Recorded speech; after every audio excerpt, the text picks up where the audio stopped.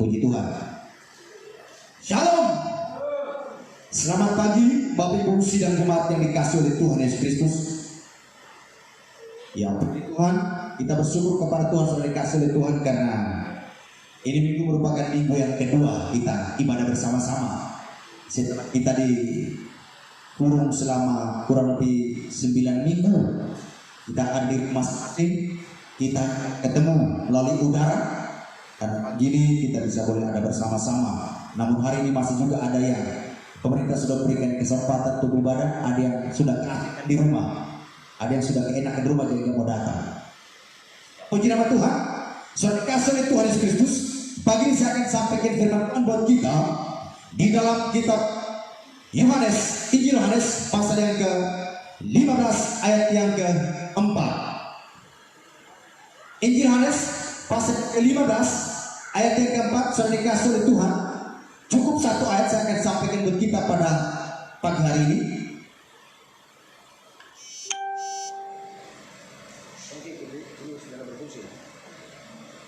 Ya, puji Tuhan. Baik, sudah dikasih oleh Tuhan, kita melihat Injil Yohanes pasal yang ke-15 ayat yang ke-4. Baik, kita baca bersama-sama pada ayat ini. Dan hitungan yang ketiga, 1, 2, 3. Tinggallah di dalam aku dan aku di dalam kamu. Sama seperti ranting tidak dapat berbuah dari dirinya sendiri kalau ia tidak tinggal pada pokok anggur, demikian juga kamu tidak berbuah jikalau kamu tidak tinggal di dalam aku. Baik, sudah dikasih oleh Tuhan Yesus Kristus, firman Tuhan pada pagi hari saya sampaikan mengenai tinggal di dalam Yesus. Abide in Christ. Tinggal di dalam Kristus. Yesus berkata, tinggallah di dalam aku dan aku di dalam kamu. Sama seperti ranting tidak dapat berbuah dari dirinya sendiri kalau ia tidak tinggal pada pokok anggur, demikian juga kamu tidak berbuah jikalau kamu tidak tinggal di dalam aku. Baik, sudah dikasih oleh Tuhan Yesus Kristus bahwa kunci untuk melihat hidup kita terus bertumbuh dan berbuah dalam mengikuti Tuhan, dalam kerohanian kita, akan ketika kita terus melekat dan tinggal di dalam Kristus. Terus melekat dan tinggal di dalam Kristus. Sama seperti ranting, ia mendapat asupan makanan dan pada akhirnya ia menghasilkan buah karena ranting itu melekat pada pokoknya. Amin. Demikian juga sudah dikasih oleh Tuhan Yesus Kristus dalam kekristenan, dalam kehidupan kita, kerohanian kita. Kehidupan orang itu tidak akan pernah berbuah, imannya tidak akan pernah bertumbuh jika ia tidak melekat pada pokoknya, yaitu Kristus sendiri. Yesus berkata, akulah pokok anggur dan kamulah ranting-rantingnya. Akulah pokok anggur dan kamulah ranting-rantingnya. Nah, sudah dikasih oleh Tuhan Yesus Kristus, perhatikan baik-baik. Firman Tuhan dengan tegas mengatakan, jadi sudah dikasih oleh Tuhan, bagaimana supaya iman kita terus bertumbuh dan menghasilkan buah dalam mengikuti Tuhan, yaitu ketika kita tetap tinggal di dalam Kristus. Persoalan masalah ujian boleh datang kapan saja dan di mana saja dan kepada siapa saja. Tetapi kalau orang-orang yang tetap tinggal di dalam Kristus, maka sudah dikasih oleh Tuhan Kristus, mereka akan makin kuat, makin bertumbuh, makin berakar, dan pada akhirnya menghasilkan buah. Kita melihat sudah dikasih oleh Tuhan Kristus, ketika sebuah ranting, jika ia tidak menyatu dengan pokoknya, ia akan mengalami kekeringan karena dia tidak mendapatkan asupan makanan dari pokok itu. Dia akan menjadi layu dan kering, dan jika kalau dia sudah menjadi layu dan kering, maka dia akan diambil dan dijadikan kayu bakar. Demikian juga orang-orang yang tidak melekat pada pokok yang sesungguhnya, itu Kristus Yesus Tuhan dan Juru Selamat kita, imannya akan lambat laun akan mulai lemah. Dan ketika imannya mulai lemah, maka dia akan goyah dengan setiap masalah yang dihadapinya. Maka pada akhirnya dia mengalami kekeringan. Ketika dia mengalami kekeringan, pada akhirnya dia akan murtad. dibakar, dijadikan kayu bakar. Artinya dia siap untuk dibinasakan, masuk dalam neraka jahanam. Tapi bagi mereka yang tetap tinggal dalam Kristus, mereka akan terus berakar kuat, bertumbuh dan menghasilkan buah. Next, demikianlah juga dengan kehidupan kita. Kekayaan, kepintaran, dan kekuatan kita bukanlah tempat untuk kita bergantung atau melekat dalam kehidupan kita. Sekali saudara, demikian juga dengan kehidupan kita. Kekayaan, kepintaran, dan kekuatan kita bukanlah tempat untuk kita bergantung dan melekat yang kokoh bagi kehidupan kita, tetapi semata-mata hanya melekat kepada Kristus. Artinya segala sesuatu yang saya sebutkan, kekayaan, kepintaran, kekuatan saudara, itu hanya bersifat sementara, itu bukanlah sandaran utama. Artinya orang tidak bisa mengandalkan kekuatannya. Orang tidak bisa mengandalkan pengetahuannya, pikirannya. Orang tidak bisa mengandalkan kekuatannya. Orang tidak bisa mengandalkan harta kekayaan. Semuanya akan sirna. Tapi ketika orang mengandalkan Tuhan, melekat kepada Kristus, tetap tinggal dalam Kristus, iman akan makin kokoh, iman akan makin kuat, iman akan makin radikal. Nah, saudara dikasih oleh Tuhan Yesus Kristus, perhati baik. Bagaimana supaya kita dapat tetap terus tinggal di dalam Kristus? Bagaimana supaya saudara dan saya kita tetap dapat tinggal di dalam Kristus? Yang pertama saudara, ialah hidup di dalam kasih karunia Tuhan. Bagaimana supaya kita tetap tinggal dalam Kristus? Yaitu tetap hidup di dalam kasih karunia Tuhan. Sekali lagi saudara, tetap hidup di dalam kasih karunia Tuhan. Perhati baik, dalam Galatia pasal yang kedua ayat yang ke-20 berkata begini. Galatia pasal yang kedua ayat yang ke-20 berkata begini.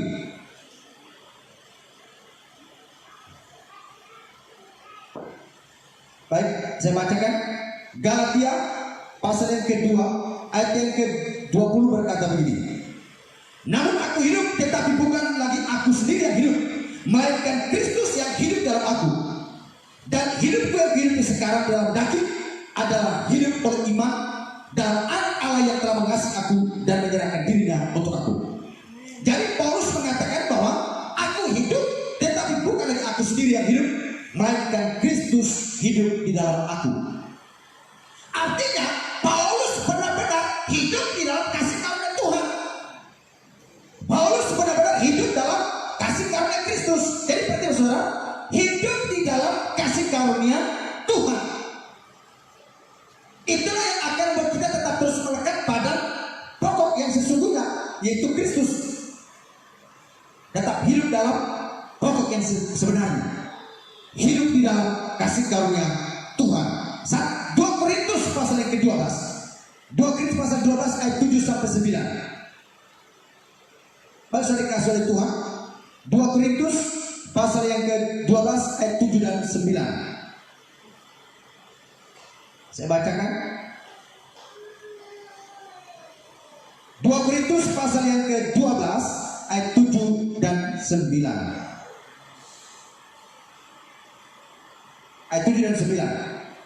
Dan supaya aku jangan meninggikan diri karena pernyataan-pernyataan yang luar biasa itu, maka aku diberi suatu duri dalam dagingku, yaitu seorang utusan iblis untuk menggocok aku, supaya aku jangan meninggikan diri. Tetapi hal itu aku sudah 3 kali berseru kepada Tuhan, supaya utusan iblis itu mundur daripadaku. Jadi pada saudara, orang kalau tetap tinggal dalam kasih karunia Tuhan, itu iblis tidak berani untuk menggocok hidupnya. Amin. Orang kalau tetap tinggal dalam Kristus, tetap tinggal dalam kasih karunia Tuhan, tetap tinggal pada pokok anggur, maka apa yang terjadi? Firman Tuhan mengatakan iblis tidak mampu mengganggu, menggocok hidupnya. Cobaan boleh datang, ujian boleh datang, tapi iblis tidak mampu menyerah, karena ada perlindungan, karena ada yang membentengi, yaitu pokok anggur tadi. Karena kita tinggal dalam kasih karunia Tuhan Yesus Kristus. Lanjut pertibaik, kita perlu menyadari bahwa semua kekuatan, hikmat dan kekayaan adalah sesuatu yang terbatas. Ketika kita mengandalkan kekuatan dan hikmat manusia, maka orang itu lama-lama akan maka pasti akan gugur dan pada akhirnya akan hancur hidupnya. Dan dalam Yeremia dikatakan, celakalah dan terkutuklah orang yang mengandalkan kekuatan manusia, tetapi diberkatilah orang yang mengandalkan Tuhan. Diberkatilah orang yang mengandalkan kekuatan terkutuklah orang yang mengandalkan kekuatan sendiri, dan diberkatilah orang yang mengandalkan Tuhan dalam segala segi kehidupannya. Jadi berarti baik saudara dikasih oleh Tuhan Yesus Kristus. Jadi pada prinsipnya adalah bagaimana supaya kita tetap kuat dan tetap bertumbuh berakar teguh dalam Kristus yang tetap tinggal dalam kasih karunia Tuhan. Tetapi kasih karunia Tuhan tersedia untuk memberi kemampuan kepada kita sehingga kita mampu melakukan apa yang tidak mampu kita lakukan. Saudara perhati baik, kalau saudara dan saya, kalau kita tetap tinggal di dalam Kristus, kalau kita tetap tinggal dalam kasih karunia Tuhan, maka percaya firman Tuhan mengatakan kita akan mampu melakukan hal-hal yang tidak mampu dilakukan oleh manusia. Artinya kita akan mampu melakukan hal-hal yang tidak sewajarnya kita mampu lakukan. Karena apa? Karena kita tinggal dalam kasih karunia Tuhan, dan sesungguhnya kasih karunia itulah yang menopang kita, yang memampukan kita untuk melakukan hal-hal yang dahsyat. Katakan amin. Saudara pun bisa melakukan hal demikian jika saudara tetap tinggal dalam kasih karunia Tuhan, tetap melekat kepada Kristus. Haleluya. Yang kedua, saudara dikasih oleh Tuhan Yesus Kristus, bagaimana supaya kita tetap tinggal dalam kasih karunia Tuhan? Yang kedua adalah tetap bersekutu dengan firman Tuhan, menghidupi kebenaran firman Allah, hidup dalam pimpinan firman Tuhan. Yohanes pasal yang ke-15 ayat yang ke-7 dan 9, 7 sampai 9. Injil Yohanes pasal 15 ayat 7 sampai 9. Injil Yohanes pasal 15 ayat yang ke-7 sampai 9 berkata begini. Jikalau kamu tinggal dalam aku dan firman-Ku tinggal dalam kamu, minta apa saja yang kamu kehendaki dan kamu akan menerimanya. Dalam hal inilah Bapa-Ku dipermuliakan, yaitu jika kamu berbuah banyak, dan dengan demikian kamu adalah murid-murid-Ku. Dan sudah dikasih oleh Tuhan Yesus Kristus, kalau kita tetap menghidupi firman Tuhan, kita tetap melakukan firman Tuhan, kita tetap mengikuti pimpinan tuntunan kebenaran firman Allah, maka kata Tuhan, apapun yang kita minta di dalam nama Yesus Kristus, kita akan menerimanya. Kalau kita menerimanya berarti diberikan kepada kita. Amin. Jadi sudah dikasih oleh Tuhan. Jadi yang kedua adalah bagaimana supaya kita tetap tinggal dalam Kristus, ialah bersekutu dengan firman Tuhan, tetap memiliki gaya hidup menghidupi firman Tuhan setiap hari. Amin. Jadi saudara, untuk menghidupkan firman Tuhan dalam kehidupan kita, itu harus menjadi gaya hidup, itu harus menjadi budaya. Ada orang yang menjadi budaya hidupnya adalah kemabukkan. Ada orang perzinahan dijadikan budaya hidupnya. Ada orang hidup dalam perjudian dijadikan budaya hidupnya. Tetapi biarlah saudara dan saya, mari kita menghidupi firman Tuhan, itulah menjadi budaya hidup kita, menjadi gaya hidup kita. Katakan amin. Haleluya. Orang kalau sudah mulai menghidupi kehidupan dunia, maka dia akan menentang firman Tuhan. Dan jangan sampai menentang Roh Kudus, itu bahaya. Kita mengatakan menghujat anak manusia masih ada pengampunan, tapi menghujat Roh Kudus tidak akan ada pengampunan. Dan saya dalam pelayanan sudah banyak kali saya menyaksikan ketika orang menghujat Roh Kudus, itu tidak lama mati bunuh diri, tidak lama hancur hidupnya, tidak lama binasa hidupnya. Jadi kalau hari ini Tuhan berikan kesempatan, itu artinya marilah kita sungguh-sungguh dengan Tuhan. Haleluya. Firman Tuhan itu hidup dan berkuasa. Firman Tuhan punya daya cipta yang maha dahsyat. Bahkan alam semesta dijadikan oleh firman Tuhan. Amin. Alkitab mengatakan Allah hanya berfirman semuanya jadi. Allah hanya berkata-kata semuanya jadi. Oleh sebab itu kalau kita menghidupi firman Tuhan, maka firman Tuhan itu punya daya cipta yang sangat dahsyat. Firman Tuhan punya kekuatan yang luar biasa, sehingga pada waktu kita mengucapkan firman Tuhan, menghidupi mujizat pasti terjadi. Iman kita pasti bertumbuh. Iman kita pasti akan makin kuat. Hidup kita pasti akan berbuah. Karena firman itulah yang menyuburkan iman kita. Amin. Saudara, iman orang itu tidak akan pernah bertumbuh kalau tidak diberi pupuk. Lalu apa pupuknya? Firman Tuhan. Amin. Sebuah tanaman tidak akan pernah bertumbuh dengan sehat kalau tidak diberi pupuk. Iman itu bagaikan tanaman. Iman itu bagaikan benih. Jika terus diberi pupuk dengan firman Tuhan, iman kita akan terus bertumbuh. Bagaimana caranya? Ya hidupi firman Tuhan. Menghidupi firman Tuhan itu harus dijadikan gaya hidup dalam kehidupan kita. Haleluya. Perhatikan sudah dikasih oleh Tuhan. Bersekutu dengan firman Tuhan atau menghidupi firman Tuhan atau melakukan kebenaran firman Tuhan. Artinya pertama, saudara harus menerima dan membaca dan menerima firman itu. Waktu setiap pagi, setiap hari, saudara baca firman Tuhan itu, lalu saudara harus menerima firman itu. Ada orang membaca tapi tidak menerima, karena firman Tuhan itu tidak berbicara yang lembut-lembut saja. Firman Tuhan itu bersifat menegur. Firman Tuhan itu bersifat mengoreksi. Firman Tuhan itu bersifat mengajar, mendidik, mengingatkan kita, melatih kita, memotivasi kita. Jadi kalau firman Tuhan yang bersifat menegur, mengingatkan dosa kesalahan pelanggaran kita, kita harus terima. Amin. Harus menerima. Makanya bersekutu dengan firman Tuhan artinya yang pertama, saudara harus membaca dan menerima firman itu dalam diri saudara. Membaca, menerima firman. Lalu yang kedua, merenungkan apa yang kita terima tadi. Merenungkan firman itu. Lalu yang ketiga, setelah saudara merenungkan itu, saudara memperkatakan firman itu. Dengan iman memperkatakan firman itu. Lalu ketika kita memperkatakan, lalu yang terakhir adalah melakukan.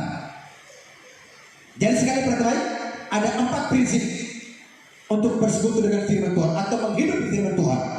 Prinsip pertama adalah menerima dan membaca dan menerima, membaca firman dan menerima firman. Yang kedua, merenungkan firman yang telah kita terima, memperkatakan firman yang telah kita renungkan itu, dan melakukan firman itu. Jangan hanya sebatas sampai pada merenungkan saja.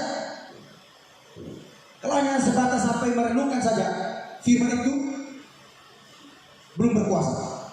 Bukan karena firman tidak berkuasa. Artinya begini, kalau orang hanya sampai sebatas membaca, merenungkan, memperkatakan, tapi dia tidak sampai pada melakukan, maka dia tidak akan mengalami kuasa mujizat. Amin. Saudara, tapi kita juga harus apa? Membaca, merenungkan, menerima, merenungkan, memperkatakan, lalu melakukan. Dalam hal ini Bapak Ibu, saya punya kesaksian yang saya pernah saksikan ketika saya dalam kondisi kebutuhan untuk bayar sewa rumah. Saya berdoa. Kalau saya baca firman Tuhan, firman itu meneguhkan saya bahwa Tuhan sanggup melakukan mujizat. Apa yang belum pernah saya pikirkan, yang belum pernah saya dengar, yang belum pernah dilihat oleh mataku, yang belum pernah timbul dalam hati saya, Tuhan lakukan, Tuhan sediakan. Saya menerima firman itu, saya merenungkan firman itu, lalu saya perkatakan, saya percaya mujizat pasti terjadi. Di tengah-tengah saya memperkatakan firman Tuhan, saudara, lalu saya melakukan apa, saudara? Tuhan tiba-tiba firman Tuhan datang kepada saya. Harus apa? Memberi. Harus memberi. Jadi saya diperintah untuk memberi, saudara. Di tengah-tengah saya lagi butuh duit, tiba-tiba firman Tuhan datang kepada saya untuk memberi. Saya menerima firman itu, saya merenungkan, lalu saya memperkatakan, kalau saya memberi, maka pasti saya akan menerima. Kalau saya menabur, maka saya pasti akan menuai. Lalu saya tidak batas sampai pada memperkatakan, saya lakukan. Waktu saya menabur, mujizat Tuhan terjadi. Dan ternyata saya menerima mujizat itu jauh lebih dahsyat, lebih banyak, 100 kali lipat daripada yang saya tabur. Saya bisa membayar sewa rumah. Keajaiban Tuhan luar biasa, amin. Itu di luar dugaan pikiran saya. Jadi perhatikan saudara. Jadi kalau kita bersekutu dengan firman Tuhan, yaitu membaca, menerima, merenungkan, memperkatakan dan melakukan, mujizat pasti terjadi. Bapak Ibu, sekali lagi coba saudara praktekkan 4M ini. Saudara praktekkan 4M dalam hidup saudara setiap hari. Saudara bangun pagi, saudara baca firman Tuhan, merenungkan firman Tuhan, saudara menerima firman dalam hidupmu, lalu saudara memperkatakan, kalau apa aku lakukan, mujizat pasti terjadi karena Allah turut bekerja. Lalu tidak hanya sebatas sampai pada memperkatakan, tapi sampai pada doa, lakukan. Amin. Waktu kita lakukan, disitulah kita akan melihat mujizat pasti terjadi. Yang ketiga, berarti yang ketiga saudara dikasih oleh Tuhan, bagaimana supaya kita tetap tinggal pada pokok anggur, bagaimana supaya kita tetap tinggal di dalam Kristus, tetap tinggal di dalam Kristus supaya iman kita terus bertumbuh. Yang ketiga adalah hidup di dalam hadirat Tuhan secara terus-menerus. Saudara harus memiliki sikap hati yang benar-benar haus dan lapar akan hadirat Tuhan. Amin. Maka saudara, saya sangat suka sekali dengan ada salah satu lagunya IFGF, International Fellowship Gospel Family, IFGF. Lagu itu berkata begini, sebab lebih baik satu hari di pelataranmu daripada 1000 hari di tempat lain. Sebab Tuhan Allah matahari dan perisai, kasih dan kemuliaan yang Kau beri di hidupku. Saudara harus memiliki sikap hati yang benar-benar haus akan hadirat Tuhan. Amin. Saudara, tempat yang paling nyaman di dunia ini ada dalam hadirat Tuhan. Amin. Hari-hari ini dengan ada situasi 3 bulan lebih lockdown dan kita harus stay home, banyak orang berkata bahwa ada di rumah lah yang paling aman. Tapi saya mau kasih tahu, jika kalau di rumahmu tidak ada hadirat Tuhan, tidak akan pernah aman. Amin. Di tengah-tengah situasi pandemi COVID-19, pemerintah memberikan kesempatan supaya kita stay home, supaya kita membangun hadirat Tuhan, membangun persekutuan Tuhan, membangun kebersamaan bersama keluarga. Tapi malah ada yang hancur. Bukan menjadi baik, malah jadi hancur. Kenapa saudara? Karena sekalipun saudara di rumah, tapi kalau tidak ada hadirat Tuhan, hancur di sana. Karena tempat yang paling nyaman adalah dalam hadirat Tuhan. Amin. Jadi mari saudara dikasih oleh Tuhan, bangunlah rasa haus dan lapar akan hadirat Tuhan setiap hari. Saya merindukan hadirat Tuhan dalam hidup saya setiap hari. Perhati baik, hidup di dalam hadirat Tuhan secara terus menerus. Ibrani pasal yang keempat ayat yang ke-16. Ibrani pasal yang keempat ayat yang ke-16. Baik Bapak Ibu, saya bacakan buat kita. Ibrani pasal yang keempat ayat yang ke-16 berkata begini, sebab itu marilah kita dengan penuh keberanian menghampiri tahta kasih karunia, supaya kita menerima rahmat dan menemukan kasih karunia untuk mendapatkan pertolongan kita pada waktunya. Sebab itu marilah kita dengan apa? Penuh keberanian menghampiri tahta kasih karunia, supaya kita menerima rahmat dan menemukan kasih karunia untuk mendapatkan pertolongan kita pada waktunya. Ya, saudara dikasih oleh Tuhan, tempat yang paling nyaman adalah hadirat Tuhan. Mari saudara harus memiliki sebuah keberanian untuk berani menerobos setiap kejenuhan, berani menerobos kejenuhan untuk bisa mampu masuk sampai jauh ke dalam hadirat Tuhan. Kenapa saudara? Di saat kalau kita lagi berdoa, kita lagi mau menyembah Tuhan, kita lagi mau baca firman, pasti selalu ada banyak halangan. Tapi kalau saudara dengan penuh keberanian, berani untuk menerobos kejenuhan, saudara pasti akan mencapai pada puncak di mana saudara akan mendapatkan hadirat Tuhan itu. Katakan amin. Saudara akan mencapai pada puncak di mana saudara akan menerima suara Tuhan di dalam hadirat itu, menerima firman, menerima suara kebenaran, menerima suara firman di dalam hadirat Tuhan itu. Haleluya. Oleh saudara dikasih oleh Tuhan, miliki hati yang haus dan lapar akan hadirat Tuhan. Dalam Ibrani pasal yang ke-10 ayat yang ke-19 sampai dengan 22. Ibrani 10 ayat 19 sampai dengan 22. Ibrani 10 ayat 19. Saya bacakan. Ibrani pasal yang ke-10 ayat 19 sampai dengan 22. Demikianlah firman Tuhan. Jadi saudara-saudara, oleh darah Yesus kita sekarang penuh keberanian dapat masuk dalam tempat kudus, masuk dalam hadirat Tuhan. Karena Ia telah membuka jalan yang baru dan hidup bagi kita melalui tabir, yaitu dirinya sendiri. Dan kita mempunyai seorang imam besar sebagai kepala rumah Allah. Karena itu maka kita menghadap Allah dengan hati yang tulus ikhlas dan keyakinan iman yang teguh. Oleh karena hati kita telah dibersihkan dari hati nurani yang jahat dan tubuh kita telah dibasuh dengan air yang murni. Amin. Haleluya. Luar biasa. Amin. Luar biasa. Hati berkata begini. Karena itu maka kita menghadap Allah dengan hati yang tulus dan ikhlas. Malah kita menghadap Allah dengan hati yang tulus ikhlas. Karena Ia telah membuka jalan yang baru dan untuk hidup bagi kita melalui tabir, yaitu Kristus itu sendiri. Haleluya. Saudara, untuk masuk di dalam, untuk mampu masuk sampai dalam hadirat Tuhan, itu butuh perjuangan. Berjuang melawan kejenuhan, berjuang melawan kebosanan. Ada orang berdoa baru setengah jam udah gelisah. Menyembah Tuhan baru 5 menit udah gelisah. Tapi kalau saudara mampu mengalahkan kegelisahan, kejenuhan, kebosanan, saudara akan sampai pada puncak, saudara akan dipuaskan di dalam hadirat Tuhan itu. Haleluya. Amin. Kita pasti akan dipuaskan di dalam hadirat Tuhan itu.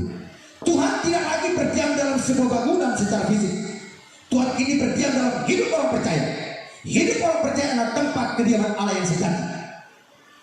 Punya kesadaran bahwa karena Tuhan adalah hidup saya, maka kemanapun saya melangkah pasti hadirat menyertai saya. Lalu bagaimana supaya hadirat menyertai saya? Saya harus mengikuti pimpinan Tuhan. Bagaimana supaya hadirat Tuhan menyertai kita? Kita harus mengikuti pimpinan Roh Tuhan. Amin. Dimana kalau kita dipimpin oleh Roh Tuhan, maka hadirat Tuhan itu pasti kita akan capai. Kita pasti akan menikmati hadirat Tuhan. Asalkan relakan hidup kita untuk dipimpin oleh Roh Tuhan. Haleluya. Itulah sebabnya kesadaran akan kehadiran Allah dalam kehidupan kita membuat kita akan terus bersekutu dengan Dia, bersekutu dengan Bapa, sehingga otomatis kita berada terus di dalam hadirat-Nya. Artinya bukan berarti saudara tidak perlu melakukan aktivitas kegiatan sehari-hari. Tetap kita melakukan kegiatan kita, tetap kita bekerja. Tapi dalam pekerjaan, dalam melakukan aksi kegiatan kita masih bisa menikmati hadirat Tuhan. Kalau hati kita terus terbuka untuk Tuhan. Amin. Haleluya. Saudara dikasih itu bersekutu dengan Tuhan itu dapat diaplikasikan melalui pertama merenungkan karya salib Kristus. Sekali lagi, bersekutu dengan Tuhan dapat diaplikasikan melalui merenungkan karya salib Kristus. Ibrani pasal yang ke-10 ayat yang ke-19 berkata, jadi saudara-saudara, oleh darah Yesus kita sekarang penuh keberanian dapat masuk dalam tempat kudus, yaitu tempat di mana kita boleh mendapatkan hadirat Tuhan, tempat di mana kita mendapatkan jawaban hidup, tempat di mana kita memperoleh kenyamanan, tempat di mana kita mendapatkan ketenangan di dalam batin kita, tempat di mana kita memperoleh damai sejahtera dalam hati dan pikiran kita. Haleluya. Yang kedua, bersekutu dengan Tuhan itu dapat diaplikasikan melalui berdoa dan menyembah Tuhan. Intimasi with God. Berdoa dan menyembah Tuhan. Yohanes pasal yang keempat ayat yang ke-24. Injil Yohanes pasal yang keempat ayat yang ke-24 berkata begini. Allah itu roh dan barang siapa menyembah Dia harus menyembahnya di dalam roh dan kebenaran. Amin. Allah itu roh, barang siapa menyembah Dia harus menyembah dalam roh dan kebenaran. Saudara, kata menyembah dalam roh itu bukan hanya berbicara tentang bahasa roh, tapi menyembah dalam roh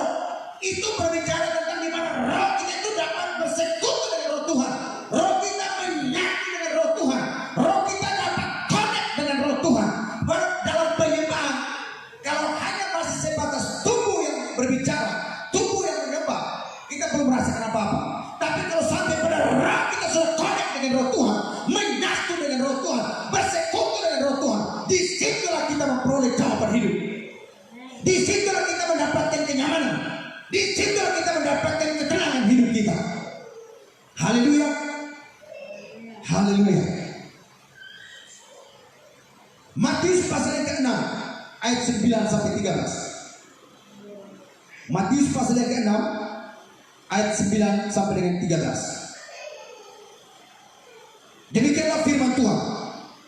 Karena itu berdoa demikian: Bapa kami yang di surga, dikuduskan namamu, datanglah kerajaanmu, jadilah kehendakmu di bumi seperti di surga. Berikanlah kami pada hari makan kami yang secukupnya, dan ampunilah kami akan kesalahan kami, seperti kami juga mengampuni orang yang bersalah kepada kami. Perhati baik ayat yang ke-9. Karena itu berdoa demikian: Bapa kami yang di surga, dikuduskan namamu, datanglah kerajaanmu, jadilah kehendakmu di bumi seperti di surga. Saudara harus berdoa, Bapa di surga, datanglah kerajaanmu, jadilah kehendakmu dalam kehidupan saya seperti di surga, dalam hati saya seperti di surga, dalam rumah tangga saya seperti di surga, dalam pekerjaan saya seperti di surga, dalam usaha saya, bisnis saya seperti di surga. Keberhasilan pasti kita peroleh, katakan amin. Kesuksesan pasti kita dapatkan, katakan amin. Haleluya. Haleluya. Jadi perhatikan dikasih oleh Tuhan Yesus Kristus. Jadi yang pertama adalah berdoa dan menyembah Tuhan, intimasi with God. Saudara dikasih oleh Tuhan, bersekutu dengan Tuhan dapat diaplikasikan. Yang ketiga itu bersyukur senantiasa. Haleluya. Saudara, bersyukur itu juga membawa kita untuk bisa bersekutu dengan Tuhan. Kenapa saudara? Karena dalam bersyukur itu kita memberikan pujian yang terbaik buat Tuhan. Itu akan membuat kita bisa bersekutu dengan Tuhan, bersatu dengan Tuhan. Tapi kalau mengeluh, apalagi khawatir, menggerutu, itu membuat kita tidak bisa bersekutu dengan Tuhan, malah membuat kita makin jauh dari Tuhan. Saya contoh saudara, pasangan suami istri. Ketika kalau pasangannya itu mereka saling memuji, memberikan pujian, itu akan mendekatkan mereka, akan membuat mereka makin dekat, makin akrab. Tapi coba kalau yang satu mengeluh, bosan aku ikut sama kamu, aku menikah dengan kamu. Mulai mengeluh rasa jenuh dengan pasangannya, bosan dengan pasangannya, itu akan lambat laun akan membuat mereka akan makin berjarak. Jadi sebenarnya begini saudara, dalam hal hubungan kita dengan Tuhan pun begitu. Jadi bersyukur itu juga mendekatkan kita dengan Tuhan. Karena di dalam ucapan syukur bukan kata keluhan yang kita sampaikan, tapi dalam ucapan syukur itu pujian yang kita berikan kepada Tuhan. Ketika pujian yang kita berikan kepada Tuhan itu membuat kita makin dekat dengan Tuhan, membawa kita untuk makin bersekutu dengan Tuhan, makin bersatu dengan Tuhan. Amin. Jadi berarti baik, bersekutu dengan Tuhan itu dapat diaplikasikan juga melalui bersyukur senantiasa. Bersyukur bukan hanya ulang tahun, bersyukur bukan hanya kelahiran seorang anak, bersyukur bukan hanya sembuh dari penyakit, bersyukur bukan hanya baru dapat pekerjaan, bersyukur bukan hanya baru bangun rumah, bersyukur bukan hanya beli mobil baru, beli motor baru, tetapi bersyukur juga karena ujian yang sudah hadapi, bersyukur juga karena tantangan yang kita hadapi, bersyukur juga karena persoalan problem yang kita hadapi, karena di balik semua itu ada maksud yang mulia yang Tuhan mau kerjakan dalam kehidupan kita. Katakan amin. Sangat sulit bagi orang ketika dia bersyukur, aduh Tuhan, oh Tuhan aku bersyukur buat penyakit ini. Ada orang lebih mudah berkata, terima kasih Tuhan aku bersyukur karena telah sembuh dari penyakit. Sulit orang berkata, aku bersyukur Tuhan karena penyakit ini. Tapi coba kita berkata, aku bersyukur Tuhan karena penyakit ini membuat aku makin dekat dengan Tuhan. Amin. Bersyukur karena ujian, tantangan, persoalan problem. Bersyukur karena Tuhan izinkan mengalami kekurangan. Ada bahkan orang mudah bersyukur karena mengalami kelimpahan. Lalu bagaimana ketika Tuhan izinkan kekurangan? Kita harus tetap bersyukur. Amin. Ayub orang yang sangat dekat dengan Tuhan. Kenapa sangat dekat dengan Tuhan? Dia bersyukur bukan hanya karena punya anak, punya sawana, punya kebun anggur, punya kambing domba, punya lembu sapi, punya budak-budak pembantu, tetapi dia bersyukur juga karena di saat Tuhan mengambil semua yang dia punya. Ayub bersyukur bukan hanya diberikan sehat dan kuat, tapi Ayub bersyukur diberikan sakit penyakit. Makanya Ayub orang yang sangat dekat dengan Tuhan. Amin. Jadi bersekutu dengan Tuhan dapat diaplikasikan juga melalui bersyukur selalu, bersyukur senantiasa, bersyukur selalu bagi kasih-Nya. Saudara dikasih oleh Tuhan Yesus. Yang berikut, bersekutu dengan Tuhan juga dapat diaplikasikan melalui mengerjakan gaya hidup ibadah yang sejati. Roma pasal yang ke-12 ayat pertama. Roma 12 ayat yang pertama berkata demikian. Karena itu saudara-saudara, demi kemurahan Allah aku menasihatkan kamu supaya kamu mempersembahkan tubuhmu sebagai persembahan hidup yang kudus dan yang berkenan kepada Allah. Itulah ibadah yang sejati. Jadi sekali lagi, ibadah yang sejati bukan berbicara tentang fasilitas. Ibadah yang sejati bukan berbicara tentang susunan liturgi, tapi ibadah yang sejati berbicara tentang mempersembahkan tubuh yang suci di hadapan Tuhan. Amin. Engkau datang ke gereja dan engkau berkata, Tuhan aku datang, aku mempersembahkan tubuhku. Setiap pagi engkau bangun dan berkata, Tuhan aku mempersembahkan tubuhku kepada Tuhan. Setelah engkau berkata, aku mempersembahkan tubuhku, maka sepanjang hari jagalah kekudusan hidup. Jangan membuat noda di tubuh ini. Maka itulah persembahan yang sejati.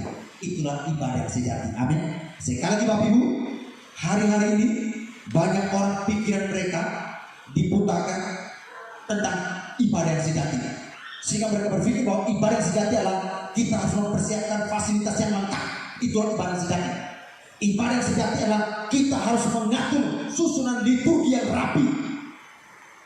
Kalau disuruh berdiri, semua berdiri dengan sopan dan santun. Disuruh duduk, semua duduk dengan terapi. Disuruh berlutut, semua berlutut dengan rapi. Itu bukan ibadah sejati. Ibadah sejati berbicara tentang mempersembahkan tubuh kita sebagai persembahan yang kudus, yang suci, yang hidup dan berkenan kepada Tuhan. Itulah ibadah sejati. Amin. Haleluya. Ini firman Tuhan, saudara, bukan saya ngomong. Ini firman Tuhan. Karena itu saudara-saudara, demi kemurahan Allah aku menasihatkan kamu supaya kamu mempersembahkan tubuhmu sebagai persembahan yang hidup, yang kudus dan yang berkenan kepada Allah. Itu adalah ibadahmu yang sejati. Ayat ini tidak berkata begini, susunlah liturgi yang rapi dan teratur, yang lengkap. Itulah ibadah yang sejati. Apakah begitu? Tidak. Firman tidak berbicara begitu. Tetapi firman Tuhan berkata, demi kemurahan Allah aku menasihatkan kamu, persembahkanlah tubuhmu sebagai persembahan yang hidup, yang kudus dan yang berkenan kepada Allah. Itulah ibadah yang sejati. Jadi ibadah yang sejati bukan berbicara tentang fasilitas, bukan berbicara tentang susunan liturgi, tetapi ibadah sejati berbicara tentang mempersembahkan tubuh. Tubuh kita mempersembahkan setiap hari, bukan hanya hari Minggu. Mempersembahkan tubuh kita bukan hanya hari Minggu, tapi mempersembahkan tubuh kita setiap hari, dalam arti menjaga kekudusan hidup. Karena tubuh inilah bait Allah, tempat kediaman roh Allah, milik kepunyaan Allah, karena telah dibeli dan telah lunas dibayar dengan kematian Yesus di atas salib. Amin. Tubuh ini menjadi milik kepunyaan Allah karena telah dibeli dan telah lunas dibayar dengan kematian Yesus di atas salib. Firman Tuhan berkata, sebab kamu telah dibeli dan telah lunas dibayar. Karena itu muliakanlah Allah dengan tubuh. Bukan dikatakan muliakanlah Allah dengan fasilitas ibadahmu, muliakan Allah dengan liturgi ibadahmu, bukan. Tapi dikatakan muliakan Allah dengan tubuhmu. Haleluya. Saudara, firman Tuhan ini mengingatkan kepada kita supaya setiap hari kita sadar bahwa ini adalah baik Allah. Tempat kediaman doa. Amin. Kita mempersembahkannya setiap hari. Itulah ibadah yang sejati. Jadi ibadah yang sejati adalah mempersembahkan tubuh kita sebagai persembahan yang hidup, yang kudus, dan yang berkenan kepada Allah. Sekarang dikasih oleh Tuhan, kalau kita persembahkan tubuh kita sebagai persembahan yang hidup, yang kudus, dan berkenan kepada Allah, maka sekalipun ibadah dengan fasilitas yang terbatas, dengan susunan liturgi yang tidak lengkap, hadirat Tuhan pasti saudara akan rasakan. Amin. Hadirat Tuhan saudara pasti akan mengalami. Karena hadirat Tuhan turun bukan karena fasilitas, bukan karena susunan liturgi, tapi hadirat Tuhan turun karena di mana ada orang-orang mempersembahkan tubuhnya sebagai persembahan yang hidup, yang kudus, dan yang berkenan kepada Allah, yang berbau harum di hadapan Tuhan. Haleluya, haleluya. Kita perlu sudah dikasih oleh Tuhan Yesus. Saya tutup. Seperti sudah dikasih oleh Tuhan Yesus. Ada dua jenis buah kehidupan yang dituntut dari Tuhan dalam hidup kita. Sekali lagi, firman mengatakan, tinggallah aku supaya kamu dapat berbuah banyak. Jadi dalam kekristenan, mengikuti Tuhan Yesus Kristus, Kristen sejati itu harus menghasilkan buah. Jadi Kristen sejati tidak berbicara tentang agama. Kristen sejati itu berbicara tentang buah yang dihasilkan bagi Tuhan. Ada dua jenis buah kehidupan yang dituntut oleh Tuhan dalam hidup kita. Yaitu yang pertama adalah apa? Buah pertobatan. Jadi yang Tuhan tuntut dari hidup kita, saudara, bukan agama kita, tetapi yang tuntut adalah buah pertobatan kita. Kalau kita sudah bertobat, maka hasilkanlah buah itu. Berikanlah buah pertobatan setiap hari. Tunjukkanlah buah pertobatan setiap hari. Kalau hari Minggu bertobat, lalu pulang gereja mulai berbohong, mulai menipu sana sini. Ditanya kerja di mana? Kerja di perusahaan. Perusahaan apa? Perusahaan tipu sani.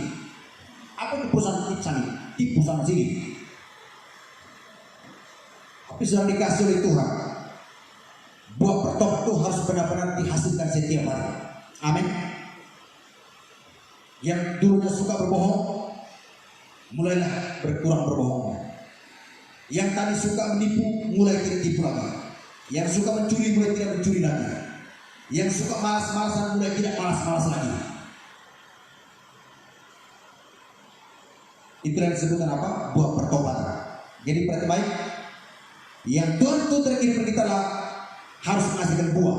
Yaitu pertama apa? Menghasilkan buah pertobatan. Matius pasal yang ketiga ayat yang ke-8 berkata begini. Matius pasal 3 ayat yang ke-8 berkata begini. Jadi hasilkanlah buah yang sesuai dengan pertobatan. Janganlah mengira bahwa kamu dapat berkata dalam hatimu, Abraham adalah bapa kami. Karena aku berkata kepadamu, Allah dapat menjadikan anak-anak bagi Abraham dari batu-batu ini. Artinya, tanpa kita mengaku bahwa Abraham adalah bapa kita, kalau kita hidup dalam pertobatan, maka secara rohani kita adalah keturunan Abraham. Kalau kita keturunan Abraham, kita pasti diberkati. Mengaku Abraham adalah bapa kami, tapi tidak hidup dalam pertobatan, maka Allah berkata, Bapa bisa menjadikan anak bagi Abraham dari batu-batu ini. Haleluya. Yang kedua, sudah dikasih oleh Tuhan Yesus Kristus. Jadi pertama hasilkan buah pertobatan. Buah pertobatan ialah harus benar-benar menghasilkan buah-buah roh. Jadi buah-buah pertobatan yaitu buah-buah roh. Apa itu buah-buah roh?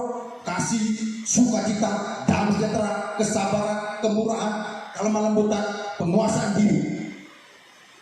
Yang tadinya sulit menguasai diri, mulai belajar menguasai diri.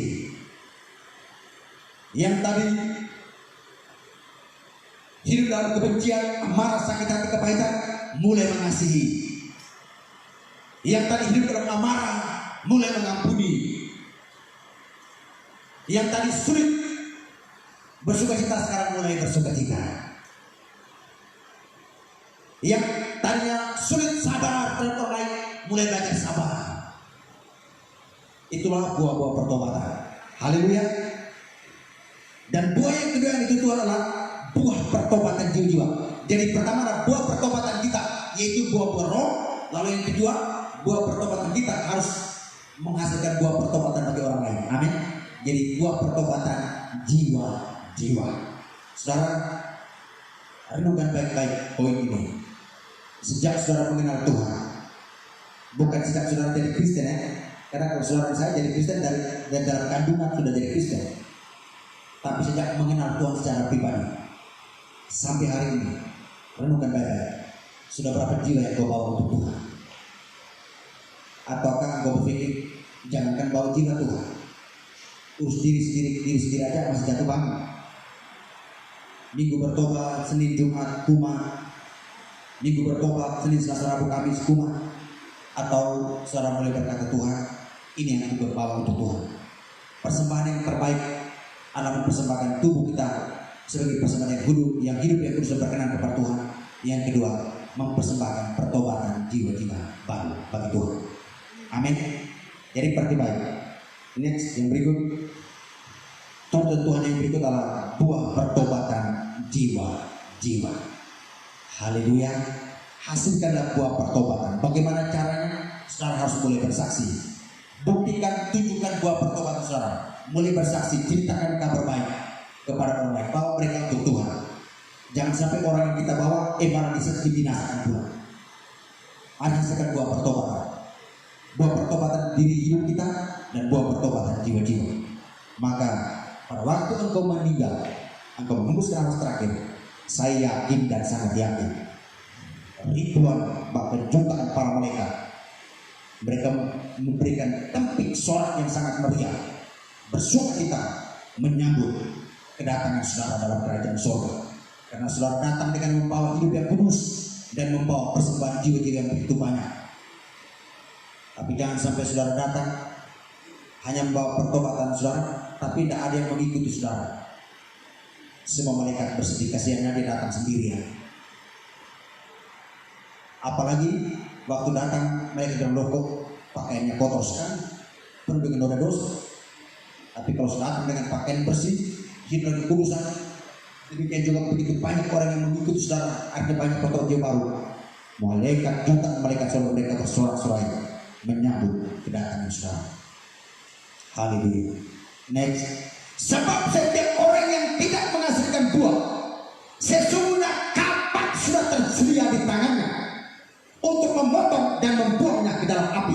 Saudara perhatikan, kenapa saya perlu tegaskan ini? Karena ini firman Tuhan. Setiap orang yang tidak menghasilkan buah, Alkitab mengatakan kapak sudah tersedia di tangannya. Setiap ranting yang tidak berbuah akan dipotong dan dibuang ke dalam api.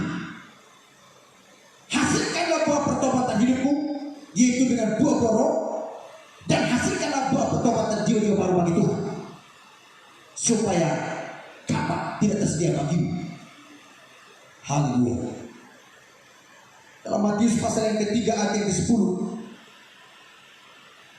Matius 3 ayat 10 berkata, kapak sudah tersedia pada akar pohon, dan setiap pohon yang tidak menghasilkan buah yang baik pasti ditebang dan dibuang ke dalam api. Ini berbicara tidak menghasilkan pertobatan dalam hidupnya. Yang berikut Lukas pasal 3 ayat 9. Lukas pasal yang ketiga ayat 9 berkata begini.